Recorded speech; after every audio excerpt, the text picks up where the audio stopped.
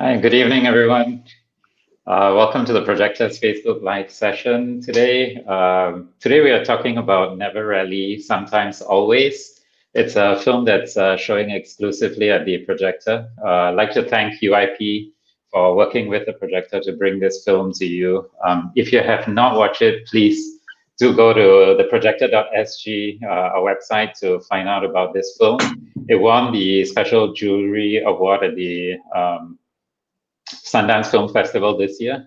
So it's definitely worth watching. But today, we have some guests in to talk to us about this film. But before we go right into it, I just want to give a trigger warning to everyone that there will be some topics that may be quite heavy, and we will be addressing issues of sexual violence. So if that makes you uncomfortable, we would suggest that you not participate in this conversation.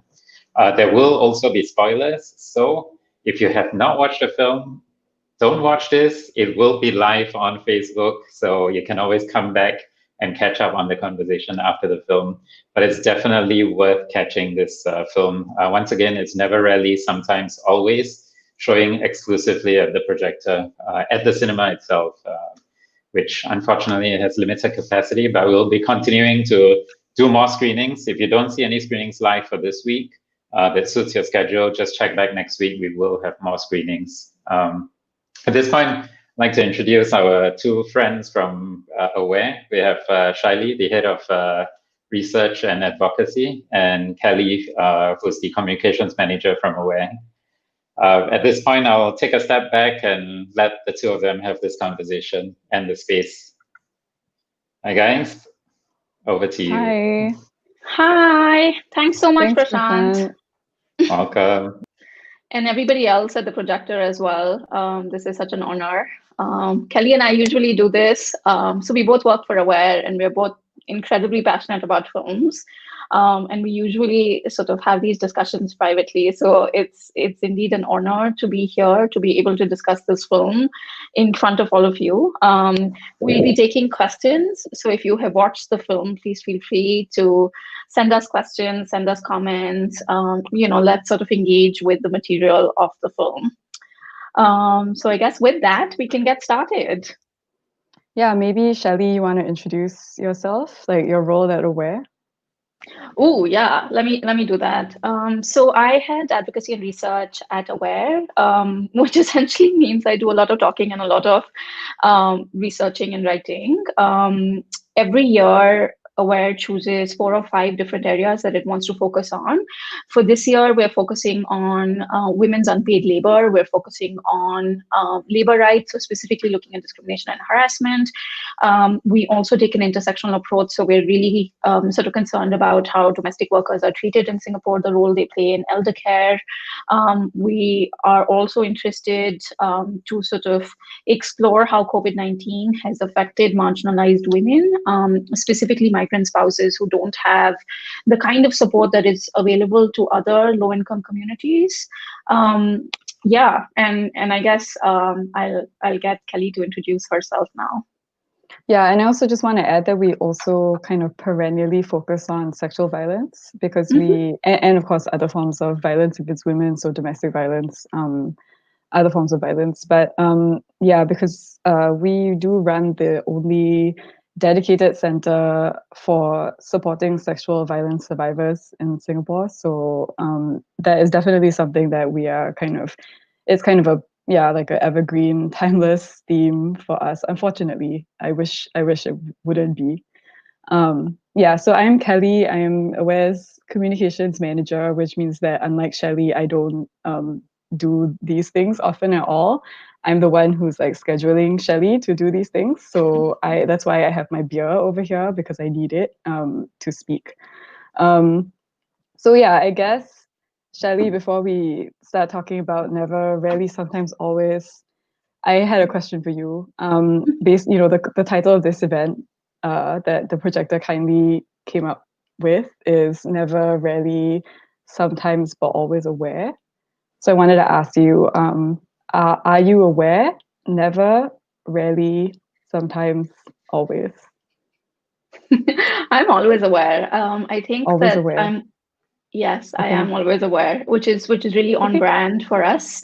And I think I actually think that it's the responsibility of most feminists to be always aware, to be the pain in the neck, to call people out. When we see problematic behavior, I know a lot of people would think, "Oh my God, that's such a huge burden to carry. Why can't we just sort of sit back and relax sometimes?" And I do that too. I sometimes watch romantic comedies that are more often than not sort of How dare problematic in the way. you? How dare you watch Right. romantic comedies that are problematic? So yeah, I mean, I think Roxane Gay has this amazing book called The Bad Feminist, right? Which essentially talks about how we hold feminists up to unreal standards. And I think that book, when I read it a few years ago, really spoke to me. So even though I'm always aware, I do give myself a break once in a while. Oh, okay, that was a weird noise. Okay, well, thank you for the very serious and profound answer to my silly question. I did not mean it to be such a profound moment, but always profound as well. Okay, so yeah, I guess we wanted to start off talking about our individual experiences watching this film. We both watched it at the projector, but separately. I watched it twice at the projector because I wanted to do my homework. Yeah, Shailey, do you want to go ahead and talk about what your experience was, just emotionally and everything? So I did find the film really emotional to watch. It's really, really powerful in so many multiple sort of ways. And I find myself sort of thinking about the film over and over again. So unlike you, I've only watched it once, but even in that one viewing, I sort of walked away with so much material, so much content that I wanted to sort of think about, unpack, deconstruct, that for the past week and a half, I have been continuously thinking about the film.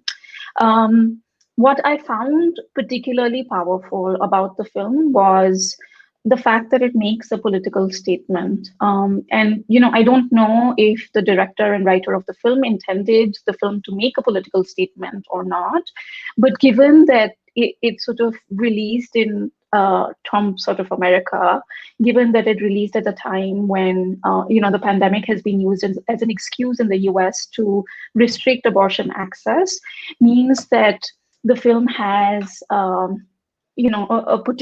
political sort of message, that abortion, reproductive rights are all incredibly important. They're important to men and they're important to women, but men often take these rights away from women. So I think that's one reason I found the film particularly powerful.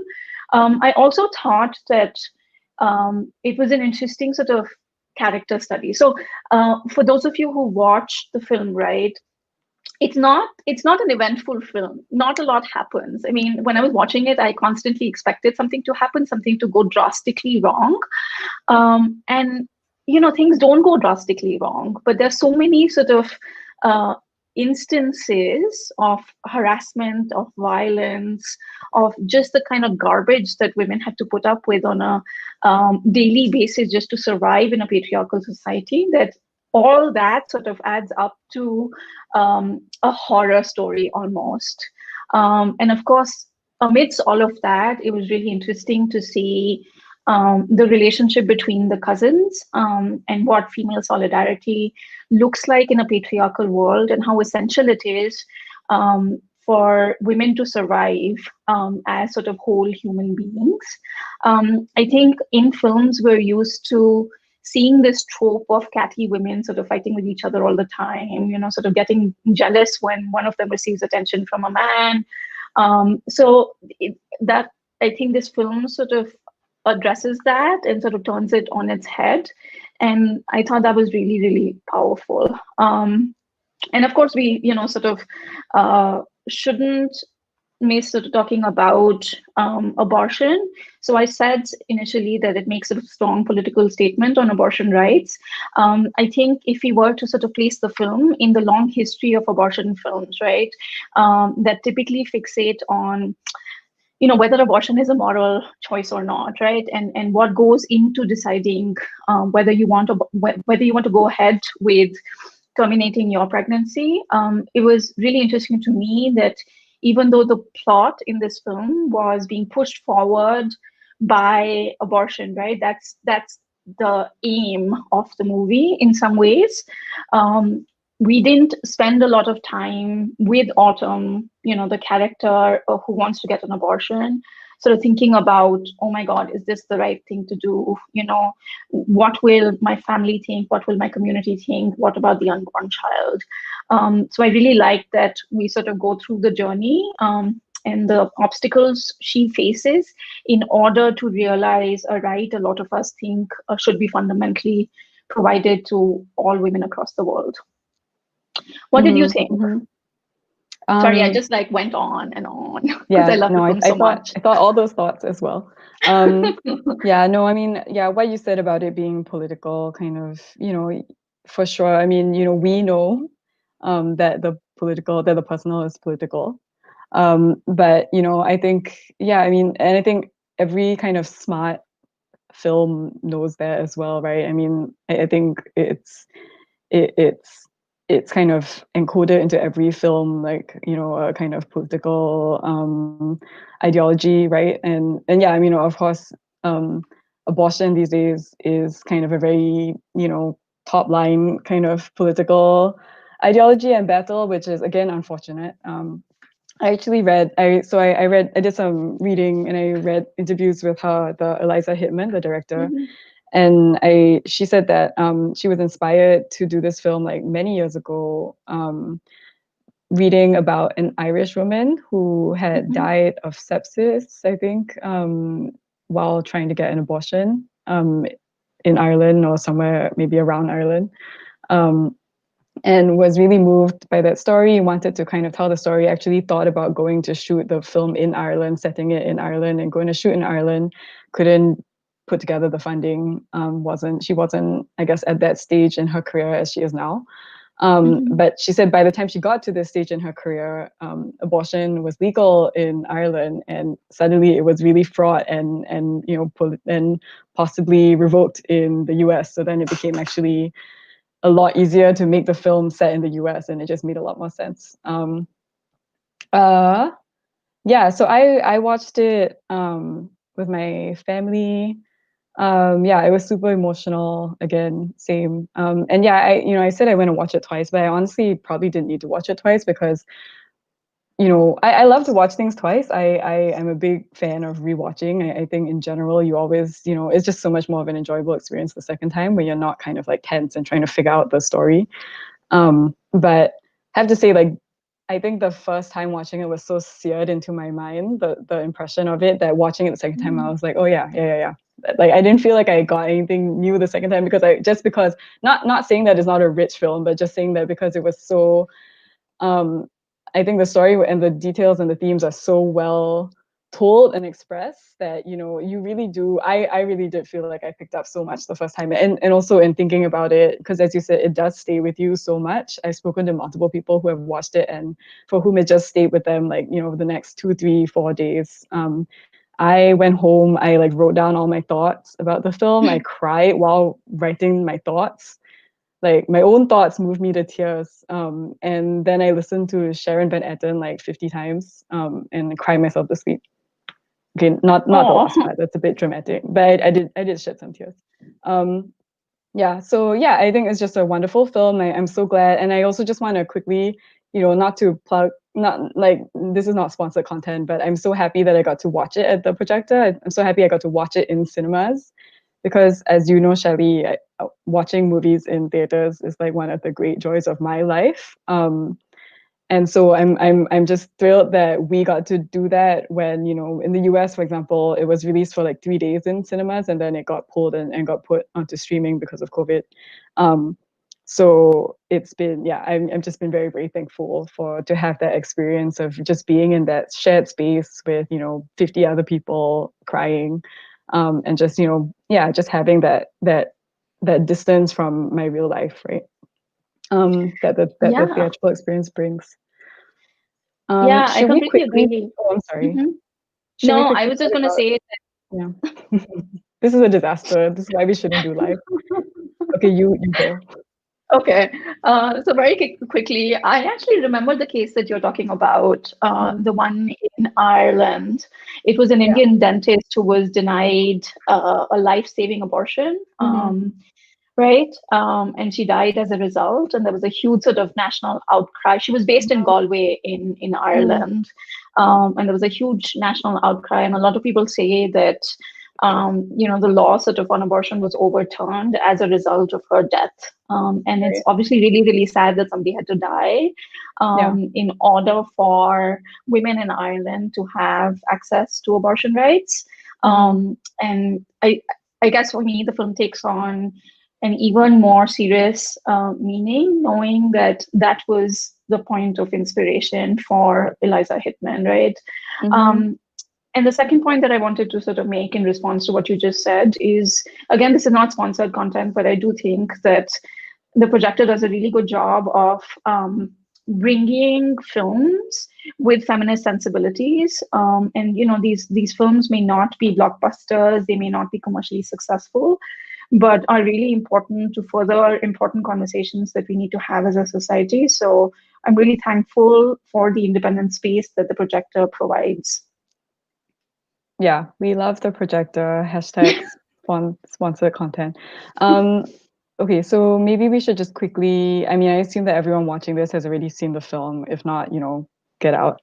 But maybe just quickly, briefly run through the story, just so everyone, just in case it's not fresh in everyone's mind. Shall I do that? Yeah, I go wrote it ahead. down. So Autumn is the protagonist, and she is a 17-year-old girl living in a small town in rural Pennsylvania. She finds out that she's pregnant. As Shailey kind of mentioned already, there's actually very little focus on who the father may be, although it is hinted at. And it's also hinted, that this is a person who has a lot of kind of challenges and traumas in her day-to-day life, whether it's her family life or her school life. So she gets pregnant, and as Shailey mentioned, it also doesn't really spend any time kind of dwelling on her decision making.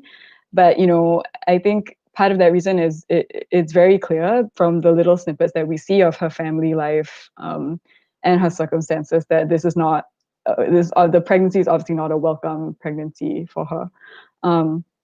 She goes to a pregnancy care center in her town, which is later revealed to be, I for lack of better word, a fake abortion clinic. I know, what are these things called? Do you know?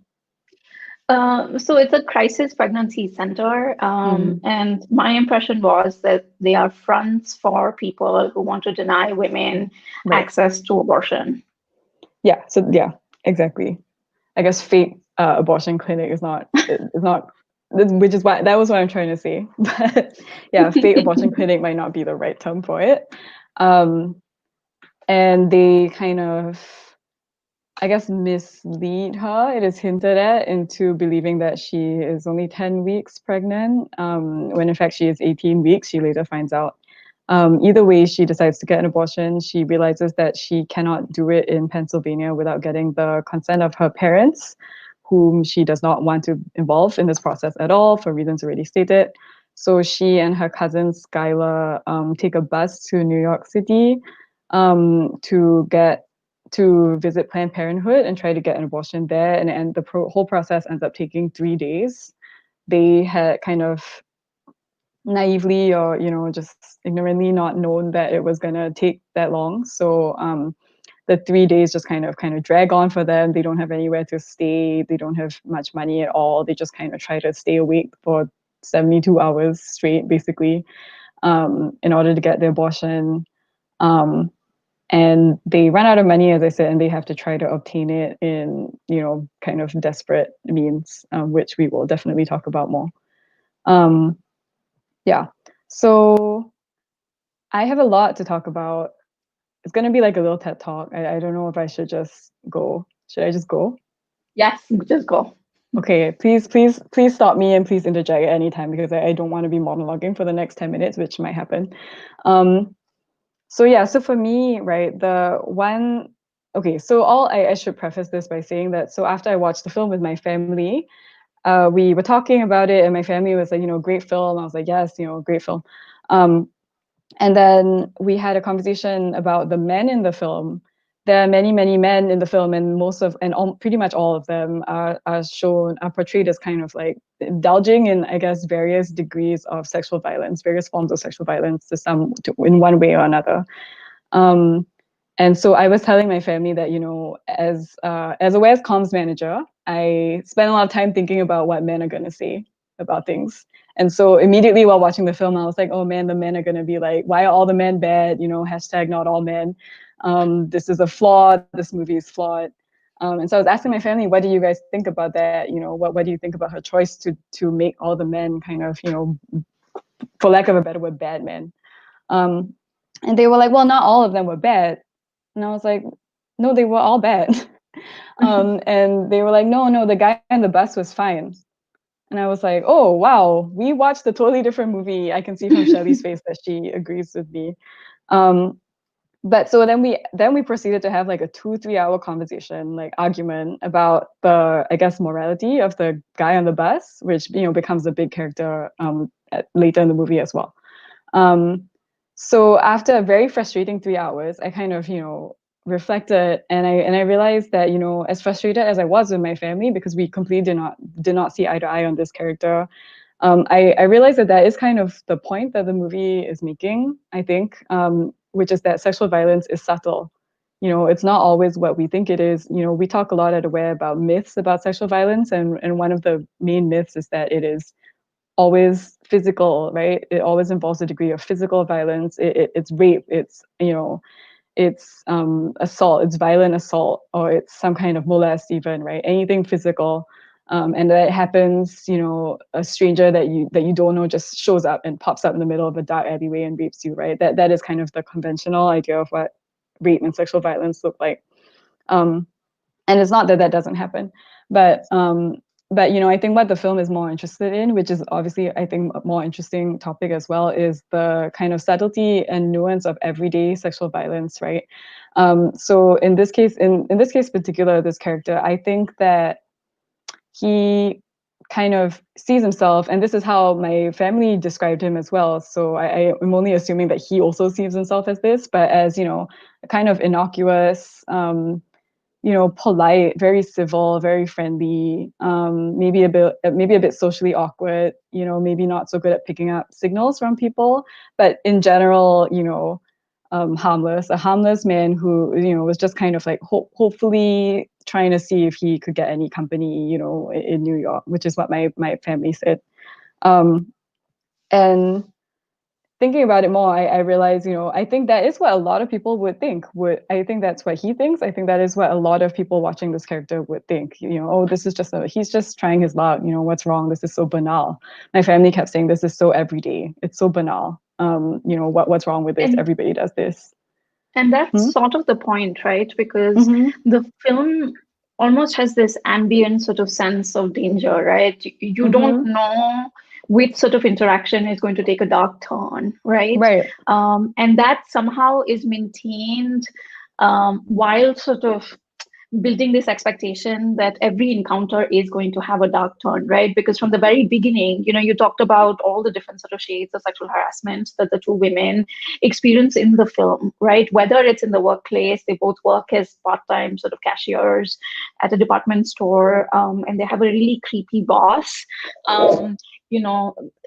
I think there are some hints about the stepfather, Autumn's stepfather, not being a nice man.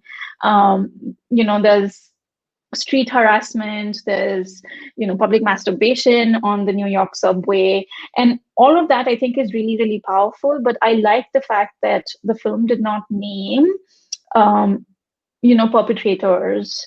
So given the fact that sexual harassment is so ubiquitous, you sort of get the sense that there are sort of walls around the two characters that are closing in, and they're finding it more and more difficult to survive as autonomous human beings. And that sense of being sort of uncomfortable in your own skin in the space that you occupy really stayed with me.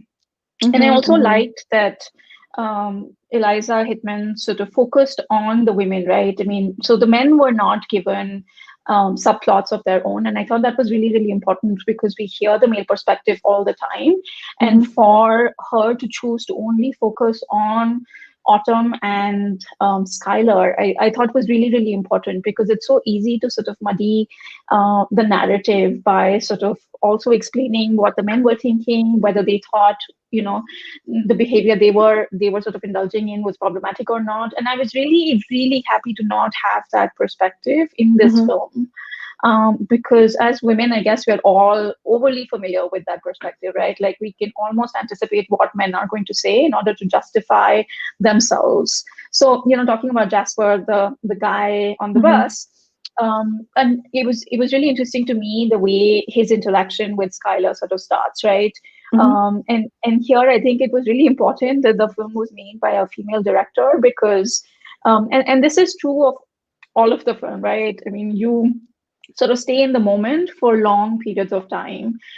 She often sort of zeroes in on people's facial expressions, little sort of minute sort of gestures are. Yeah, most of the film is in close up. I think it's almost entirely in close up, which does kind of give you a kind of claustrophobic feeling of it being really intensely locked into the perspective of these girls, even though it is, in other ways a neorealist film, and there is a distance to some extent.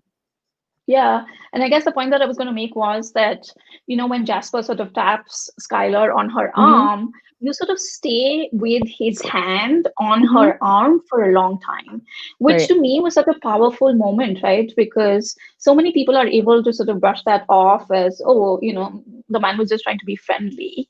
But when you see that in the context of everything they have already experienced, in terms of being sexually harassed by customers at the department store they work with, being sexually harassed by the boss they work for, and everything else that they have experienced on streets and from other men, this just becomes yet another instance where women are just not left alone, right?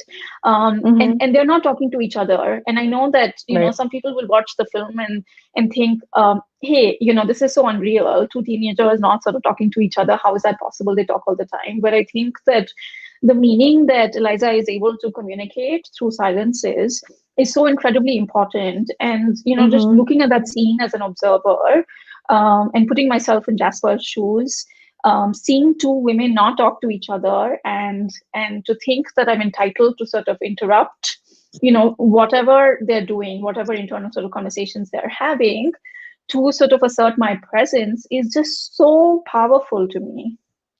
Yeah, so there's that shot that you mentioned of him kind of like touching her arm.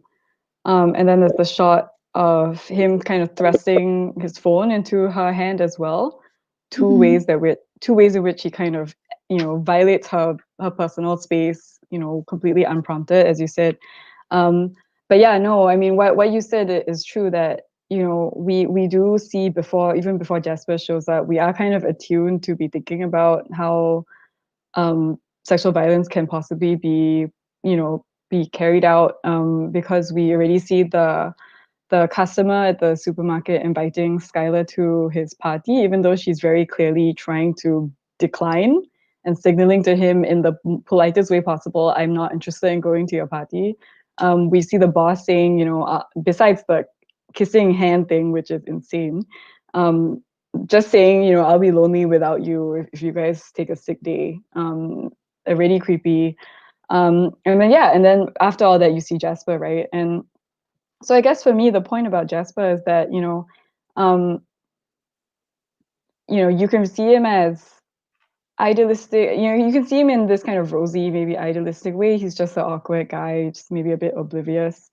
But if you actually look at his behavior, I don't think that reading really stands, because he is waging, and this is what I asked you this before we started speaking, Shailey, like, is there another phrase for violence by persistence? Because what I see him doing is what I'm calling violence by persistence, which is just persisting,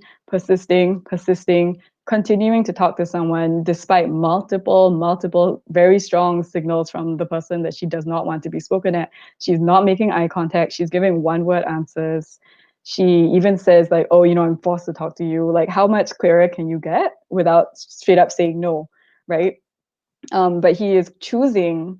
It's not an accident. He is not accidentally missing the signs. He is choosing, if not consciously, then subconsciously, to ignore the signs and blithely carry on with the conversation. And so, to just wage this kind of war of attrition. So when she does eventually say, yes, I will give you my number, it's a yes that's kind of born out of resignation and exhaustion, right? It's not a yes, it's not an enthusiastic yes. So I think, again, and not to diss my family, obviously I think about this nonstop. It's my job, right? And so to me, watching that scene, I was like, okay, this is a scene of someone who is violating this person's consent in many ways, right? Violating the consent to start a conversation, to carry on the conversation, and then escalating it by asking her for her number, putting her in a place where she has to say yes or no at that point. My family said, why didn't she just say no from the beginning? Why didn't she just say, I don't want to talk to you? And what I told them is that, it is often not easy to say no. We all know, we've all heard stories, it is fairly well documented that rejection is not something that many men are very good at handling, right, in a sexual context. Right, so, and I think women are also taught to let men down easily. Right, I mean, So probably that's another, because of the right, possible danger, right? So exactly. the fact that she didn't come out and say, stop talking to me, I'm not interested, I don't think means that she was interested. It means that I think she was, subconsciously conscious of the danger in just outright saying no. I mean, she's on a bus with this person for the next 2-3 hours, right? I mean, who knows what could have happened, right? If she had pissed him off, right? And he had been, Right. somebody who decided to then, I don't know, something. Yeah, and it also seemed like her sort of giving him her number was a way for her to extricate herself from this really annoying conversation, right? I mean, it was the only way to put an end to a conversation that she did not want to participate in the first place. And persistence is, such an interesting issue, and I think that the film sort of brings it up in two different ways, right? One is the persistence that you talked about, Jasper sort of indulging in it, following a certain cultural script that we see men following, right? That women are going to say no. When you start quoting them, but eventually, if you persist, if you show them that you're serious about, being with them, or whatever it may be, they will give in. And the expectation is that this cultural script is understood by women as well. So it's a little bit of a dance, right, that you do as part of any courtship. And I think persistence in that framework is captured really well.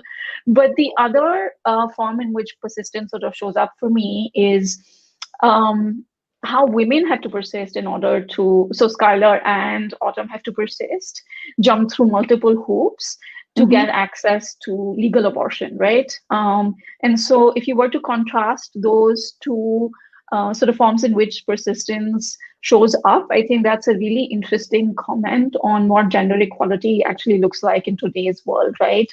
That men are persisting to sort of assert their sense of entitlement to women's bodies, to women's, minds, to having conversations, whether forced or not, with them. Whereas women have to persist for incredibly real issues like terminating a pregnancy. Right. But even in the situation where they're having the conversation and Jasper is persisting, I mean, it does require her. I guess I'm thinking of later conversations that they have in Port Authority where he's like, again, the same war of attrition. This is obviously his MO, right? Are you sure you don't want to come downtown? Are you sure you don't want to drink? Are you sure you don't want to drink? Let's go. Are you sure you don't want to? Like, he asked that so many times. And every single time, Skylar has to stand her ground and be like, sorry, we have to stay here, sorry. And and to her credit, she does. She is able to do that, which I think, again, as a woman, as you said, as a woman conditioned to say yes, a lot more than I say no. I was like, I'm always very impressed when I see women saying no. to anything. So I was like, wow, okay, great, But yeah, I mean, actually, the third form of persistence, which is that I thought you were going to mention, but it's actually the same form, I guess, as Jasper's persistence is So I thought that the pregnancy crisis center, the crisis pregnancy center, right, was a clear parallel in terms of their behavior with what Jasper was doing, right? The way that the woman comes in, the way that Autumn comes in, the woman smiles, the woman, says, oh, this is the most wonderful sound that you're about to hear, abortion is bad. She plays her the video. She says, I'm a mom, I know these things. Once you have this kid, once you hold the kid in your arms, you'll never doubt having it for a second, blah, blah, blah, right? It is, again, a war of attrition and manipulation that she turns on the second she senses, which she sensed from the beginning. This is a 17-year-old child, right? I mean, she sensed from the beginning this is someone who doesn't want to keep this pregnancy, and she immediately goes into that mode, same as Jasper, which like, are you sure you don't want to have this kid, basically, right? Are you sure? Are you sure? Are you sure? And it's not an accident, right? These are not things that people are doing No, absolutely unconsciously. not. These are conscious strategies, right, to violate the person's choice and their consent, right? And I guess when I think about the subtlety of this, though, the way that a lot of people possibly would have missed this, viewers would have missed that these characters are doing this.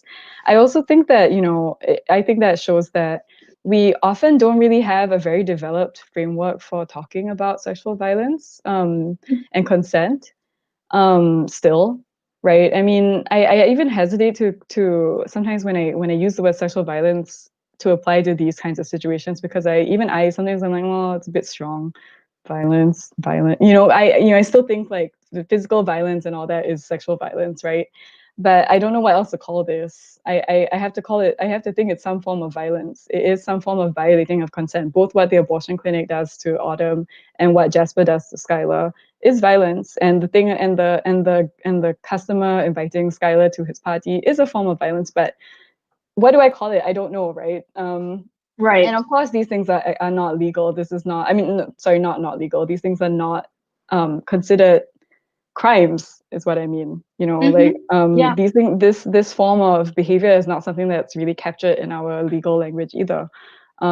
Which again tells me that, they ask, and I'm not saying that they should be, of course, but, it just, I think, shows that we don't really have yet a very as nuanced of a framework of reference to think about these things. I mean, which makes sense if you think about how recently feminist discourse has even become, possible in mainstream society. And if you think about things like mansplaining and negging and these words that we've come up with to describe very, very frequent traditional behaviors that men have been doing for centuries, we don't have, I can only imagine all the words that we still don't have, but we might have at some point for these nuances of behaviors that cause people discomfort, that make people feel vulnerable, that make them feel coerced. These are all words. I don't know if they're exactly the right word. I don't know if you have any thoughts about that. Right.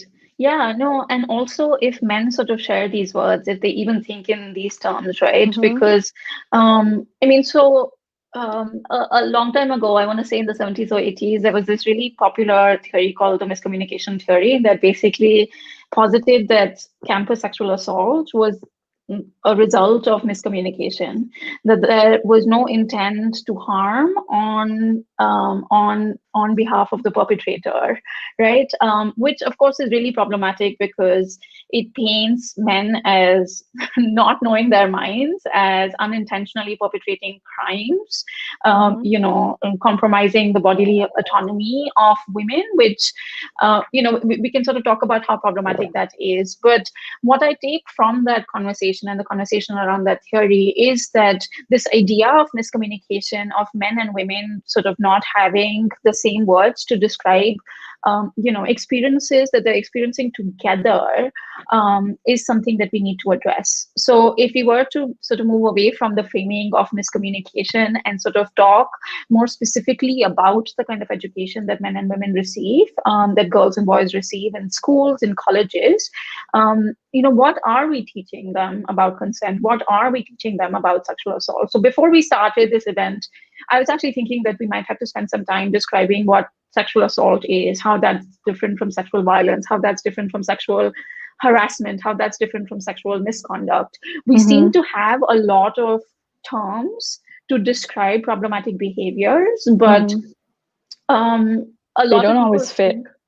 they don't always fit, and a lot of people think that the lines around these terms are actually fairly blurred, because at the end of the day, it's two sort of human beings interacting in a moment of passion, right?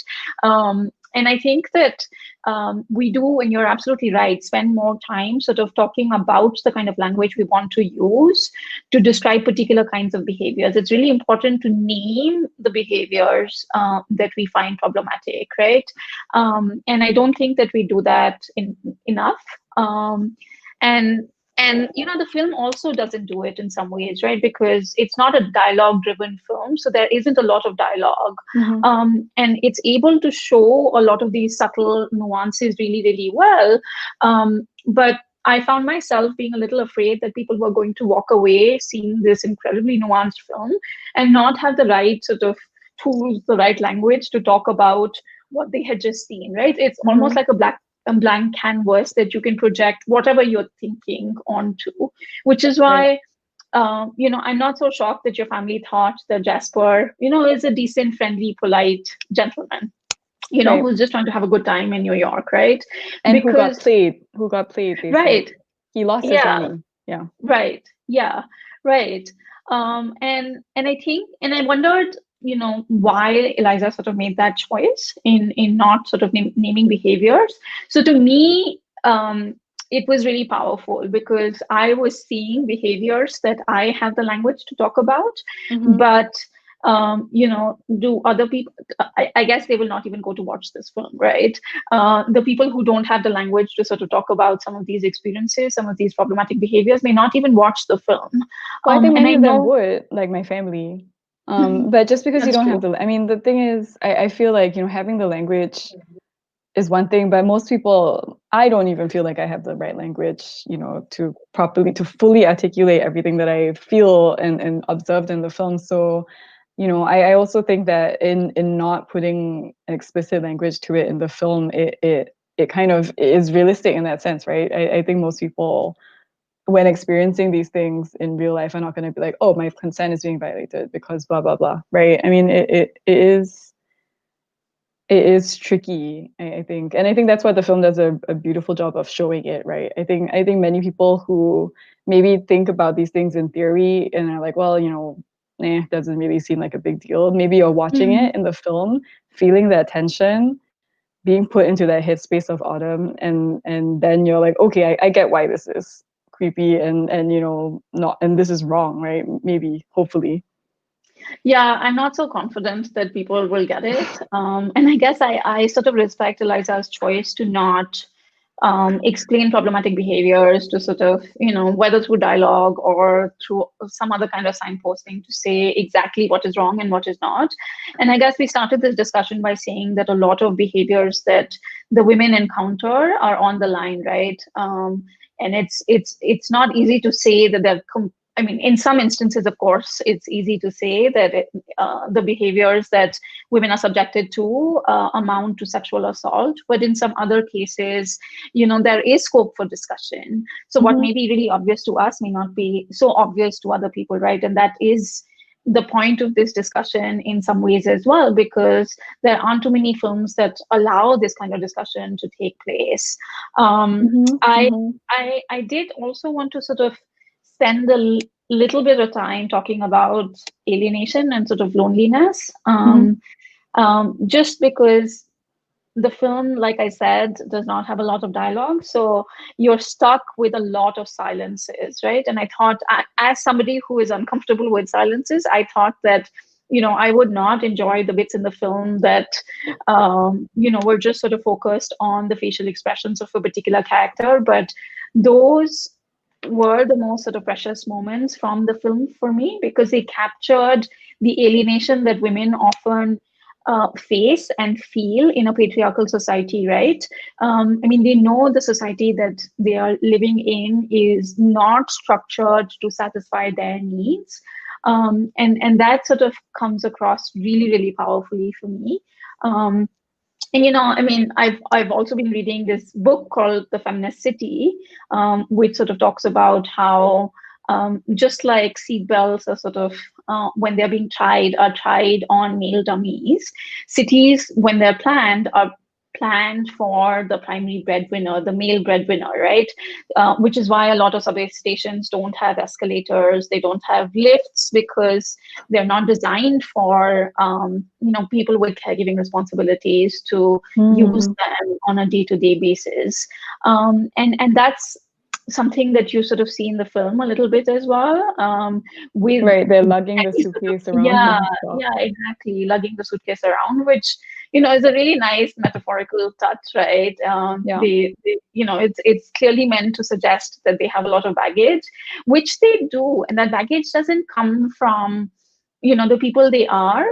It comes from the experiences they have had, and experiences they have had at the hands of men, fundamentally, right? So families are supposed to be safe spaces. For Autumn, her family is not a safe space, right? Schools and colleges are meant to be safe spaces. For Autumn, her school is not a safe place for her.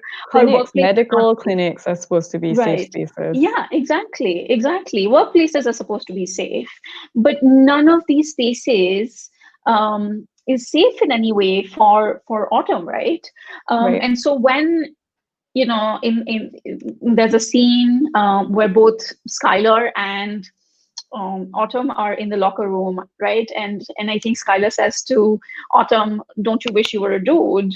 I think that's such a powerful statement on what it means to have male privilege, right? To have a world that is designed according to your needs, and to have you sort of be the blueprint on which everything is based. I thought that was really, really well done. I mean, we don't spend a lot of time on that scene. Skylar sort of says it, and Autumn agrees and says, yeah, of course, it would be really cool to be a dude, and that's the end of the conversation, right? And it could be just like a part of the movie that you needn't pay a lot of attention to, but it sort of stays with you, because a lot of women, I can bet, have thought about how amazing it would be to be a man, to not have to navigate cities in the ways that we do in order to protect ourselves from harassment, to not be constantly questioned, to not be given certain choices, to really be allowed to live your life the way you want it to live. Yeah. That reminds me that, towards the end, when she's kind of wandering around Port Authority, and then she kind of steps out to walk on the street by herself, it reminded me a lot of, it had a very kind of visceral memory for me of just being alone in strange cities right at night by myself, like whether it's LA where I used to live, or like, if I'm doing like a solo trip around Europe or whatever, like all the times that I've been that person being like, okay, this is really exciting. I'm thrilled to be in this new place. I love this. This is so exciting, adventure. But at the same time, there's always that low level fear of like, be careful, don't make eye contact, just don't get pickpocketed, don't get assaulted, whatever, right? This is that I can never get rid of. It's always just going to be with me. I have a lot to say on silence, actually, because I mean, I think silence is one of the key features of the film, right? You're right. There's barely any dialogue. The characters hardly speak, and that's because Autumn herself is such a silent character, right? She really doesn't speak. She expresses herself, I think, especially in the beginning of the film, most clearly through song, right? She the first time we see her, she's singing someone else's words, but at the same time, those words that she's singing are you can tell kind of like so relevant and so poignant to her own experience. And you're right. And if you're talking about loneliness and isolation, she is so set apart from the rest of the kids at that talent show, right? I mean, I think watching her on screen, you're like, whoa, who is this, right? I mean, all the other kids are kind of doing like, kind of like fun Elvis impersonations and that like kind of happy thing. numbers. Yeah, it's like a 50s or 60s theme, like talent show, I guess 50s. But when Autumn comes on, it's so raw, it's so starkly different from the others that you can't, even if you didn't know the film is about her, and I guess at that point you might not know, you're like, who is this girl, right? But she's speaking someone else's words, and throughout the film, she doesn't speak to Skylar. hardly ever, right? Unless Skylar asks her a question. So I think for me, that's what makes that titular scene, the never, rarely, sometimes, always scene, which we have to talk about because that is like the scene, right? There are two scenes that are like the scenes, and I'll get to the other scene in a bit. But that never, rarely, sometimes, always scene where Kelly, the social worker, is asking her questions from a survey and giving her the choice, never, rarely, sometimes, always, right? And it's all a one-er, it's a one-take shot, close up on her face, and the actress just does an incredible job of going from her kind of normal guarded self to breaking down her defenses and being unable to answer the questions because she's so overcome with emotion, which is something that we've not seen her let herself be throughout the entire film, although she has plenty of cause to be overcome with emotion all the time. And for there's me, also denial in the film, right?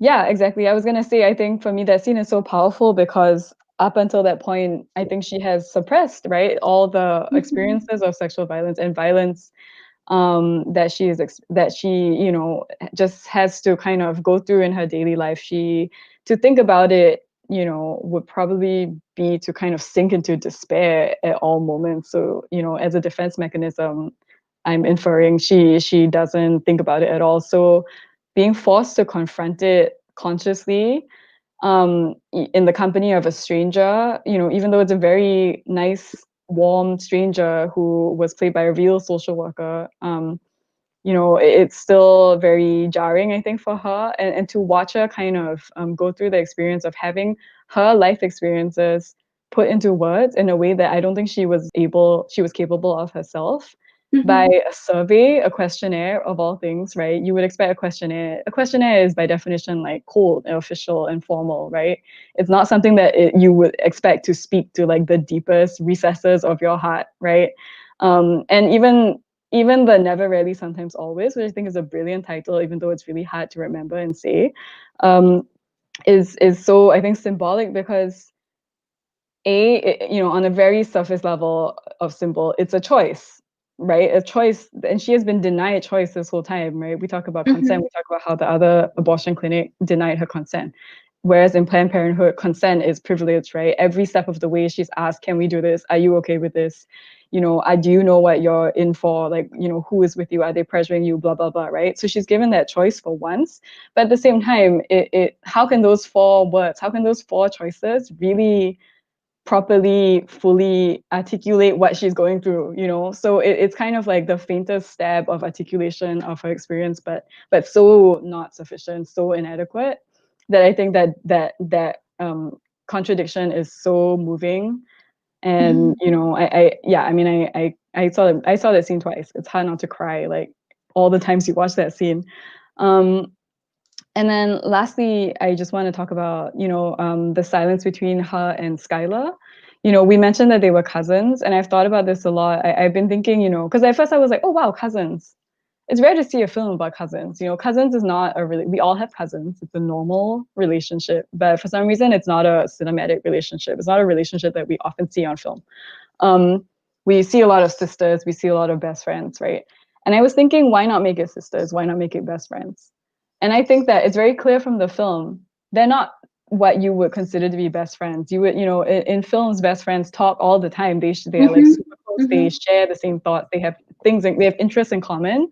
These people have very little in common, it seems, on the surface, right? I mean, one of them is very bubbly, outgoing, talkative, engaging. The other one is very withdrawn, hardly communicates. And the more I thought about it, the more it made sense to make them cousins. I think it was a really smart decision, because I think throughout the film, which is an odyssey of sorts, right? It's a quest that stretches on and on and on, longer and longer and longer. It's like a road movie almost, right?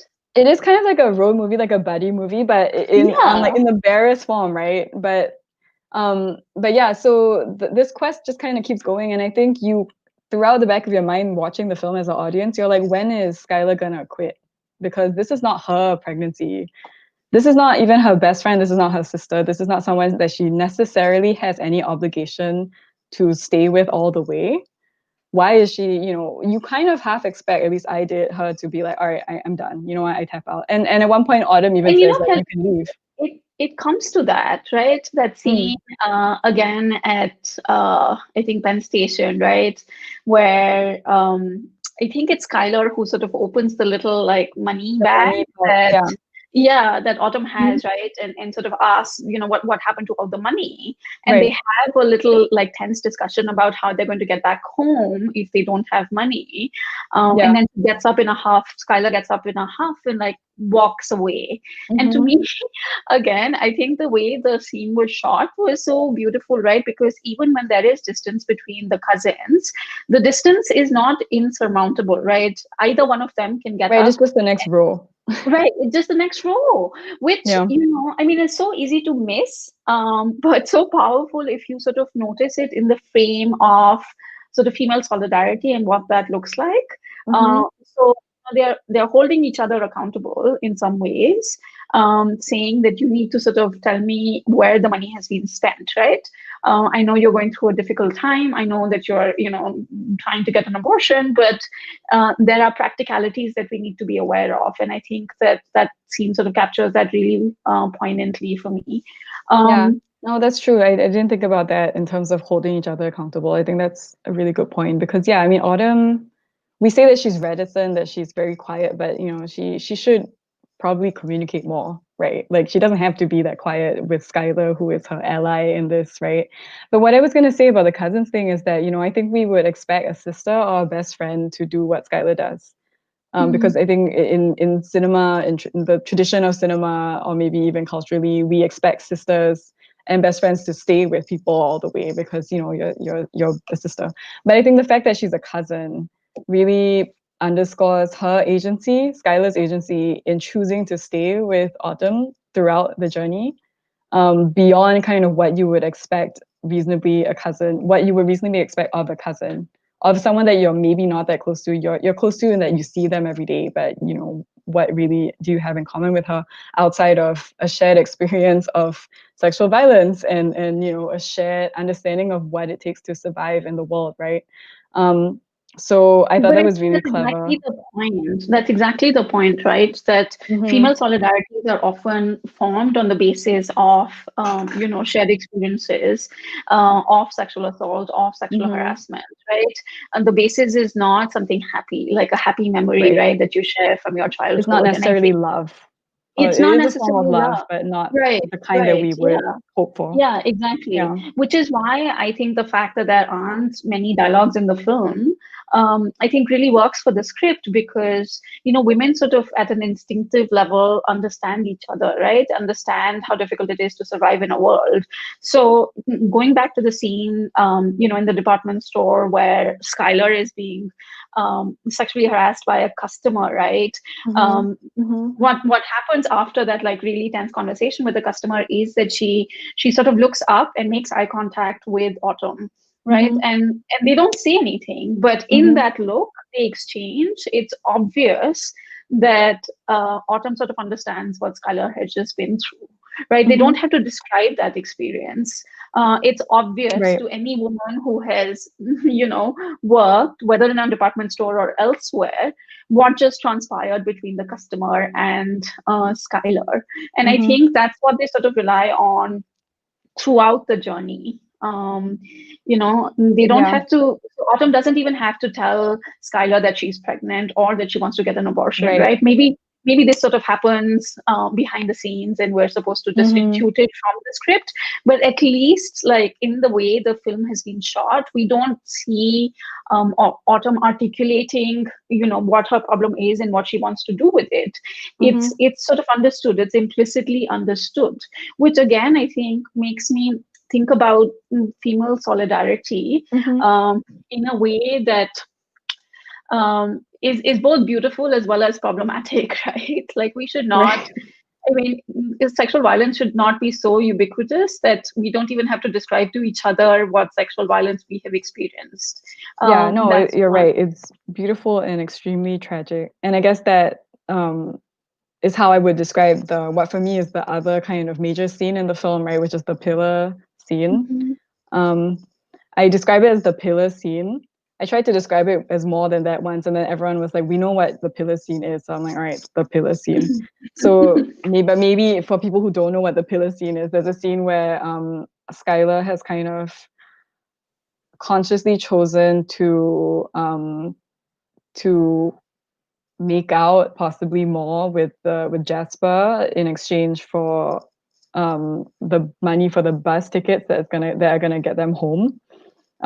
So she, in some ways, kind of does this very sacrificial move on behalf of herself and Autumn knows it and is grateful, right? And so there's a scene where Autumn kind of walks in on them making out, and Skylar, this is like the pillar, and Skylar's here and Jasper's here, and Autumn is on the other side of the pillar. And kind of wordlessly, Autumn reaches out and takes Skylar's hand around the pillar, and they continue to kind of hold hands for a few seconds without the making out stopping. It just kind of continues. And the first time I saw it, I was like, whoa, like, this is an incredibly poetic and moving image. It to me, it's almost kind of implausible. I was like, does he really not know that she's there? But I think that's what makes it powerful to me, because it almost kind of enters for such a realistic film, right? It enters kind of register of poetry at that level. But for me, that symbol, that image is so poignant, because for the thing that makes that scene so poignant is the fact that he can't see. I think that, on a symbolic level, it speaks so much to the depth of female solidarity and what we're kind of saying, which is that men, can't see. They can't see because they don't know. So this, and they don't want to know, right? They don't want to know, right? I mean, if they knew, they probably wouldn't behave the way they do. But the fact that these two girls share this deep, deep bond, kind of born of pain, that that may not be obvious to the naked eye, but it is so apparent, to them and to us who are watching closely, is all kind of, I think, captured in that one little unseen hand holding, those few seconds of unseen hand holding. I think it tells you so much about everything that we've talked about regarding female solidarity and the need for it. Yeah, and it's a beautiful physical expression of that solidarity, right? And I think the pillar is also metaphorical, because we as women might have our differences, but eventually I think that in order to survive, we have to, yes, we have to throw our arms around the pillar. Kind of, which is why I think it's apt for you to sort of describe that as the pillar scene, because the pillar is a character in that scene, right?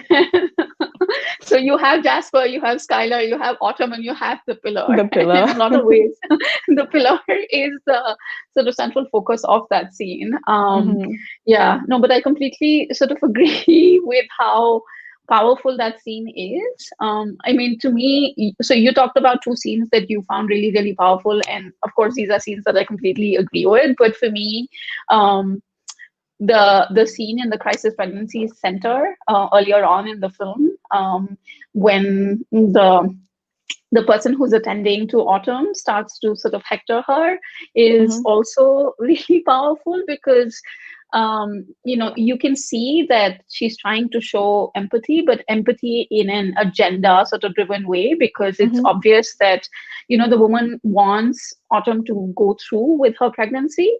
And so everything that she does, right, she could argue from her perspective that it's coming from love, both for Autumn as well as the unborn child. And of course, love for the unborn child supersedes the love for Autumn and her bodily autonomy. But I thought that was also really nicely shot, and it's powerful to me because it doesn't make a caricature of the other side, because there have been a number of abortion films where you would see people who want to deny women abortion as faceless sort of monsters, right? In this case, the faceless monster is embodied, right? And the monster is embodied in the form of this woman who one could argue is coming from a place of love and deep care and deep sort of empathy.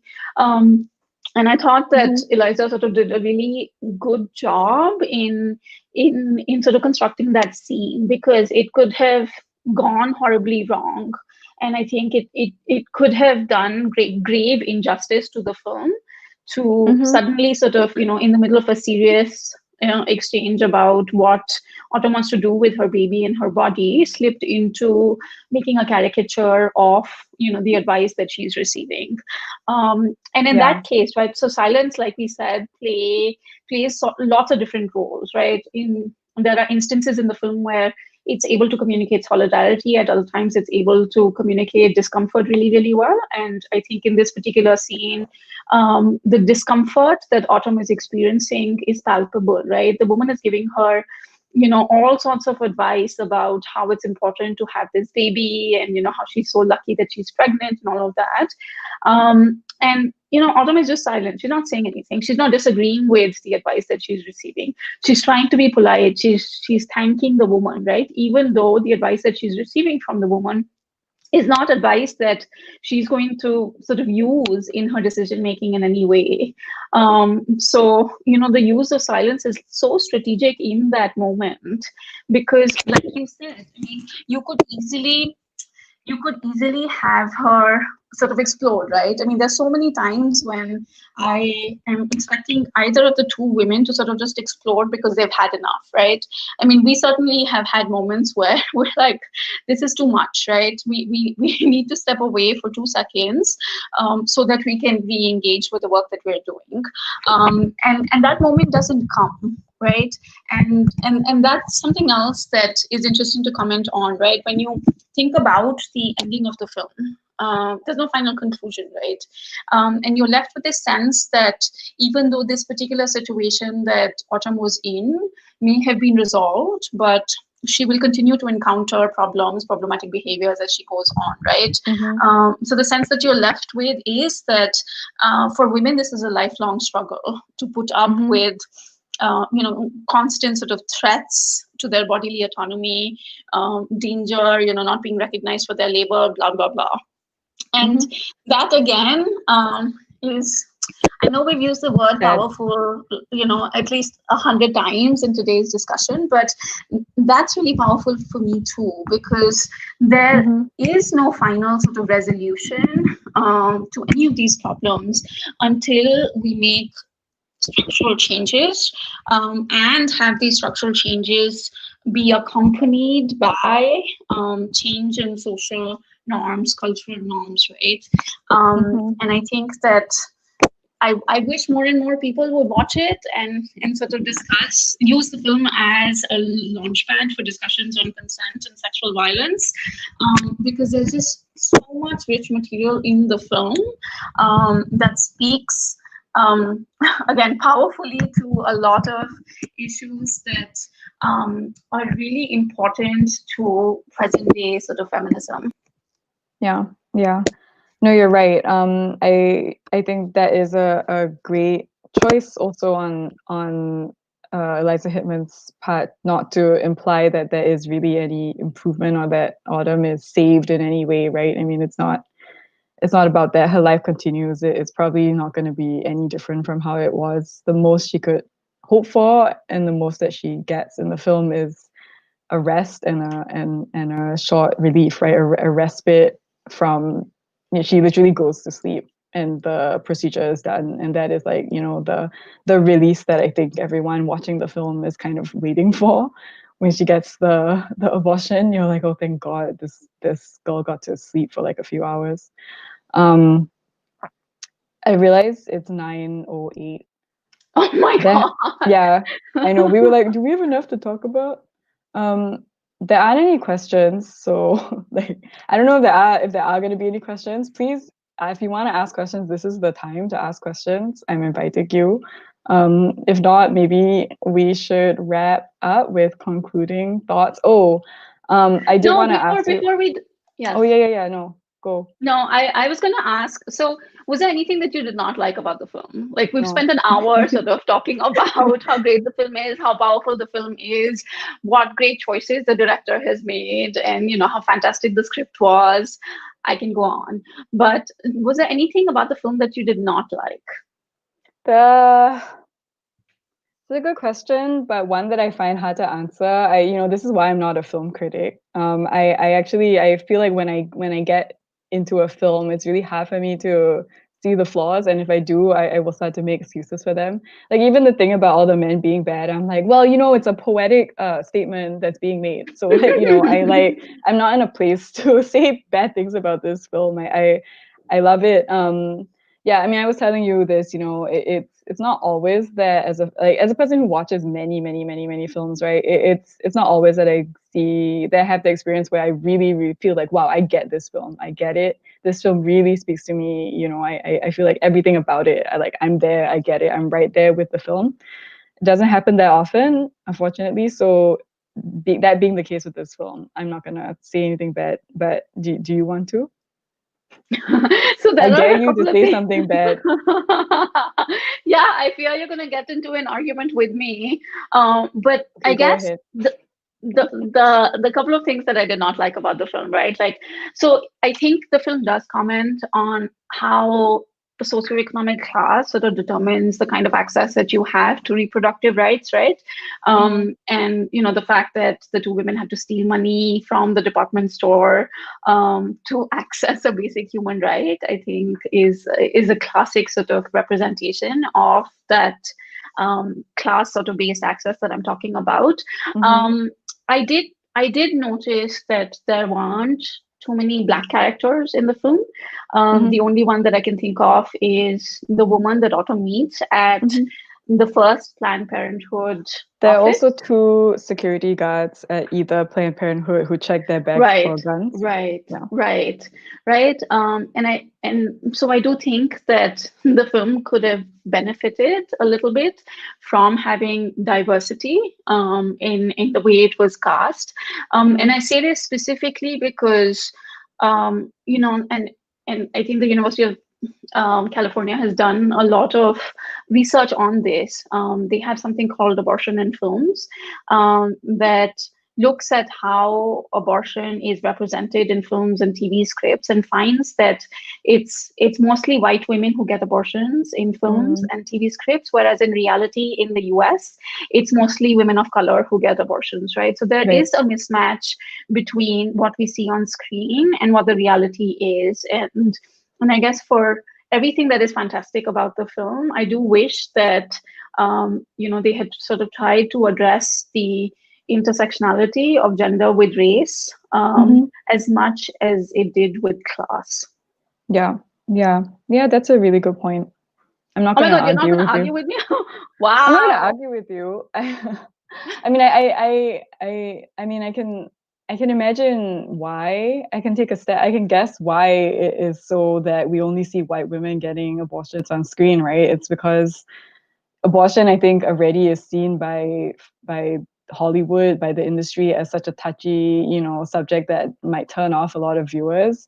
And in the kind of conventional Hollywood philosophy, kind of thinking, is that films about people of color are also going to turn off a lot of viewers, right? That the white character is the most relatable character, identifiable character. So I feel like probably I can just imagine a lot of producers being like, oh, you want to do an abortion film and a film about a person of color, and you want to have that person have an abortion. It's like it's too much. You got to choose one. I'm not saying that's good. Of course, I think that's horrible, but that they think that. But I can imagine that's why that's the reason for it. I haven't read that report by the UC. Yeah, but I'm not going to argue with you. I think we definitely need more films about abortion that are as carefully crafted as this one and sensitively made, right? I think, I was also talking to you about this earlier, but the worry about films like this is that they are so over the top, on the nose, overtly political, that it kind of turns you off as a viewer. But I think what the film does so beautifully and cleverly that the other subtly political films do is make it about character, right? Make it about a human. and then the political stuff almost seems incidental, but of course it's not, right? I know I just wanted to end off by asking you, I know you and I talk a lot about art that's about sexual violence, and there has we're living in a great age where in the past few years I feel like there's been a lot of great art about sexual violence. So I wanted to ask if you had any recent films or books or whatever that you wanted to plug that you think portray sexual violence sensitively and well. Yeah, so my sister recommended I May Destroy You to me, which is a British series dealing with sort of sexual assault, dealing with consent in a really interesting way. And the fact that it's spread over, I think it's 12 episodes, allows it a lot of time to sort of think about both straightforward cases of where consent is clearly not given, consent is clearly not exchanged, and other sort of more gray areas, the myths that we have about male victims of sexual violence. I mean, it's just a fantastic show, and I think that everybody should watch it. It's got a mostly all Black cast. It's set in London. There are things that I don't like about the show, but again, on the whole, I think it's able to communicate the complexity of sexual assault, the complexity of healing from sexual assault in a really nuanced manner. And you're absolutely right that we're spoiled for choice, right? I mean, there was a time when sexual assault, if it was talked about in a film, was used as almost as an origin story for a female superhero, right? She had to go through something drastically horrible for her to recognize that she had superpowers. We're finally moving to an era where we're now seeing, was it Unbelievable last year that did a really sort of sensitive job with police investigations. So we have that perspective sort of captured really, really well, because we know through our work that for sexual assault victims, it's really important to get support when they first talk to somebody about their experience of being assaulted. And we know that criminal justice systems can often reinforce the trauma that they have already experienced when they were sexually assaulted. So I feel like that perspective was captured really well by that TV series. And I May Destroy You. Yeah. The fact that police officers sort of don't believe women and all of that, I thought it did such an incredible job. And with I May Destroy You, you get the more victim survivor centric perspective, right, of how women sort of heal if they do, right? Because a lot of us, I mean, so I don't know if you read like this really interesting article that came out in The Guardian a few weeks ago about why we should move away from using the terminology of being a survivor, because you never heal completely from sexual assault. This is the argument that the author makes. So it's always a process of healing. You're constantly healing. And I think that I May Destroy You is able to capture that well. So you take one step forward, two steps back. You can be a victim, but you can also be a perpetrator. That people sort of have these dualities within themselves. And the world is not so black and white. And I think that it does a really good job of capturing that. Right. Yeah, I completely agree. I just finished I May Destroy You a couple of days ago. And I've been recommending it to a lot of people too. I think you're right. It really does try to subvert consciously the whole idea of the perfect victim, right? We always talk about the perfect survivor, the perfect victim, this myth that all survivors are going to be this way and they're going to behave this way. And, that validates their experience. But, people don't behave in those ways in real life. I mean, hardly ever. And that doesn't mean their experiences of violence are not valid, right? It's just that we haven't comprehended the full range of behaviors and reactions that people have to violence. And also what I love about that show is that it really, the kind of intersectional approach that it takes to not just violence, but gender, race, class, right? I mean, it really does delve into all these things at the same time. And it's so rare and so refreshing to see a show that can deal with multiple topics at once, right? I mean, I guess it's what I just said about the abortion and the race thing. Like, most of the time people feel like one of these things is enough to deal with. But in reality, these things happen all overlapping at the same time, right? And actually, the movie about sexual violence that I want to plug, which you probably guess what it is because I've talked about it a lot recently, is The Nightingale, which is a movie by Jennifer Kent, who directed The Babadook. So I know you're not going to watch it because I know you hate horror movies. So I'm just going to tell you about it. But yeah, so I guess I want to preface by saying that, you know, even though I recommend The Nightingale so much, it is really, really brutal. Like, this is like the trigger warning of all trigger warnings. Like, even if you think you're fairly, you know, cynical and seasoned viewer of sexual assault scenes like me, you know, it's really hard to watch this movie. The amount, if you think that everyone in Never Rarely Sometimes Always, all the men are bad, like wait till you get to the men in The Nightingale. But so I guess I'm less interested in the assaults themselves and the perpetrators themselves. I'm more interested in the question that I think the movie is asking, which is that, okay, so it's set in, I guess, colonial Australia. And the main character is an Irish servant to these British officers who is trying to buy her own freedom, fails to buy it, is horrifically assaulted by them, and then goes off to try to hunt them down to seek revenge. She teams up with an Aboriginal man whose tribe and family has also kind of been decimated by the British colonizers. So in the same way, you know, that I May Destroy You is also interested in violence and race, The Nightingale is also very consciously looking at violence and race together, and trying to ask, like, what kind of justice is possible for women and people of color in a world that is so dominantly ruled by white straight men. And within that question, I think the movie is able to find an answer that is really emotionally satisfying, intellectually satisfying.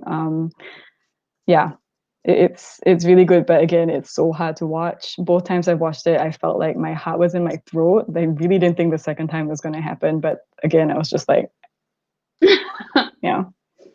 Okay. I feel like we've talked enough. Yeah, we have. And I guess before people go, can we plug the movie again, and also say a couple of things about the Projector for hosting this longish conversation. I'm really glad that Prashant has not kicked us off on this streaming platform. And has allowed us the space to sort of continue talking about a film that we really enjoyed. I think the film is still playing at the Projector, so do check it out if you can. We have a question, Kelly. We have a question. Why Autumn, is the thank you perpetrator so not much. named? Do you want to answer the question? You go ahead and answer the question. I think we sort of touched on this a little bit already. Yeah. Mm-hmm. Yeah. So I guess on a fairly simplistic level, I think it was a good decision to not indicate conclusively who the father. I assume that's what you mean by the perpetrator. There are really so many perpetrators in the film, but I assume you mean the father of Autumn's child. And I think it was a really smart decision actually not to conclusively point the finger at any one of the men in the film, although they're all kind of viable candidates. Because I think the film is really interested in Autumn, right, as a survivor and as a woman, you know, with a quest. I don't think we really need to know who the father of the child is. I think it's enough for us to know that whoever it is has put her in a situation of great distress and desperation, and that is kind of the inciting incident, to speak in like film language, that sets her off on her odyssey. Shailey, do you have anything to add? Yeah, I guess for me, apart from what you just said, right, the fact that the perpetrator is not named, I think, makes a statement about how we're all complicit, right? Because Ooh, yeah, very profound. Yeah. yeah. No, keep going. And so let me flesh this thought out just a little bit, right?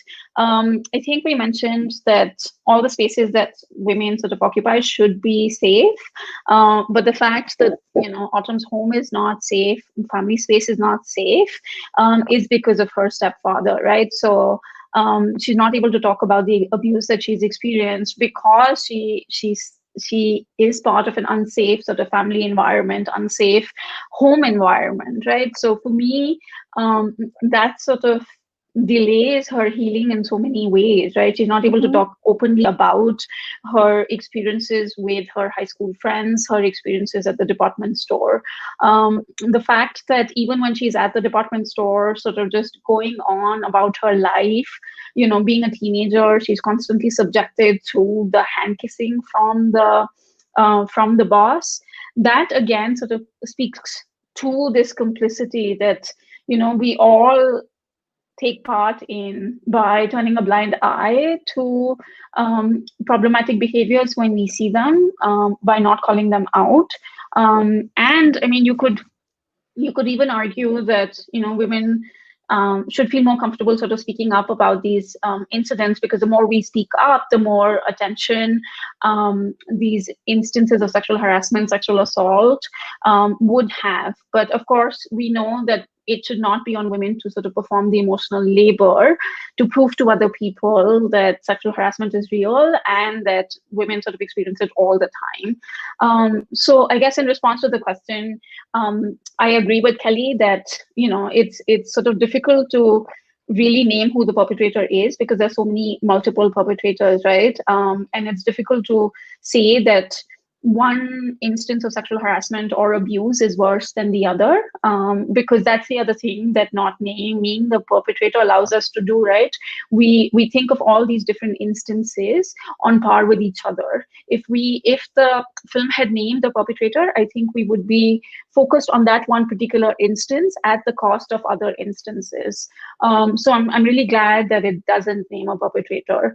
And the second point is about being complicit, right? Because we are invited when we sort of ask ourselves that question, when we're trying to sort of play detective and figure out if there were any clues in the film that could have pushed us in the direction of knowing who the perpetrator was, we sort of fall into this trap of thinking that sexual harassment is not ubiquitous, right? That it's about particular instances. It's about bad apples. Right, it's about bad apples, but then you immediately sort of catch yourself, and you realize, I mean, this is just the reality of life for women across the world, whether in Singapore or the US. So that was a really smart decision, I think, on Eliza Hittman's part. I hope that answers your question, Autumn. We have another comment, but no more questions. So I think we can go ahead and wrap up. Was there anything that you wanted to say before we said goodnight to everybody who's watching? Yeah, I want to plug Aware,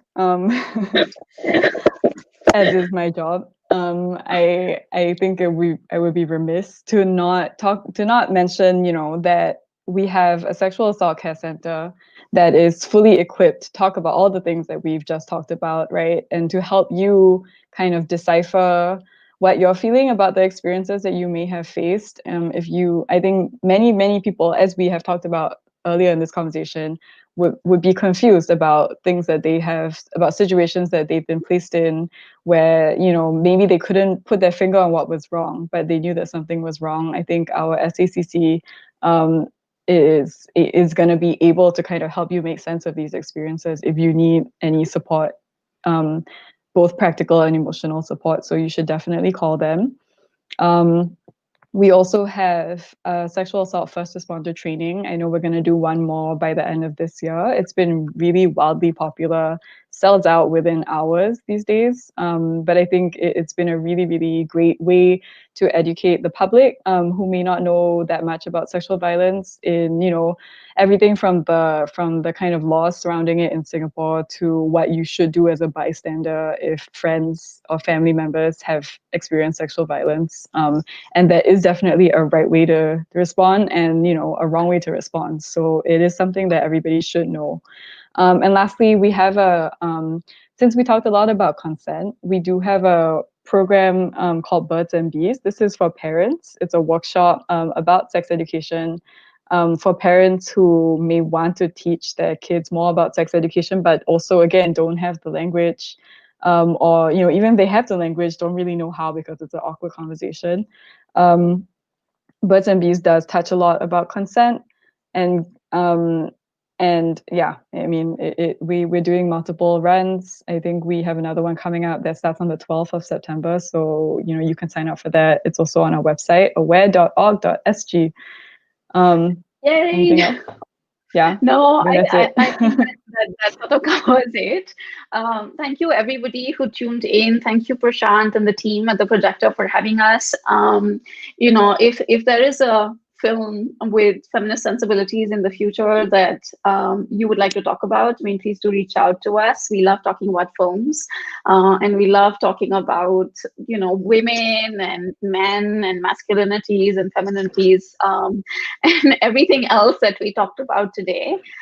Thank you so much for tuning in. I guess this is good night. Yeah. Thanks.